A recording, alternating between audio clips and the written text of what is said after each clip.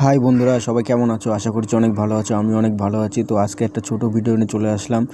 তো আমাদের পাড়াতে আজকে রাস্তার কাজ হচ্ছে, তো ভাবলাম যে একটা ভিডিও করি। রাস্তার কাজ হচ্ছে, তোমাদেরকে একটু দেখাই।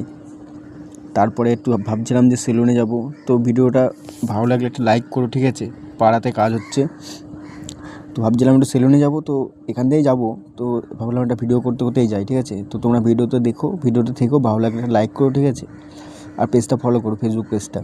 তো এই যে বন্ধুরা সব গুলি খেলছে, তো বেরিয়ে আসলাম সেলুনে চুল কাটার জন্য রাস্তায়। তো অনেক দিন ধরে ভাবছিলাম চুল কাটতে যাবো কিন্তু যেতে আর পারছি না, সময় হয়ে হচ্ছে না।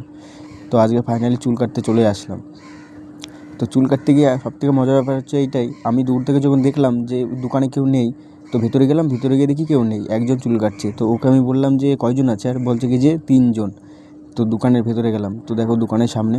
তো ভেতরে এসে অনেকক্ষণ ধরে বসে আছি, বসে থাকতে থাকতে আর ভালো লাগছে না, প্রায় 1.5 ঘন্টা ধরে বসে আছি।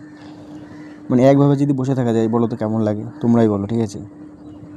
তো কী আর করবো, চুল তো কাটতেই হবে। এসে এখন পড়েছি সেলুনে। তো আর ভেবে চিন্তে লাভ নেই, তো ভাবলাম চুলটা কেটেই যাবো বাড়ি আজকে, আজ যত বেলায় হোক। তোর পরে দুপুরে হয়ে যাচ্ছিলো, অনেক সময় হয়ে যাচ্ছিলো, তো স্নান খাওয়া তো করতে হবে। তো ফাইনালি চুল কাটা হয়ে গিয়েছে।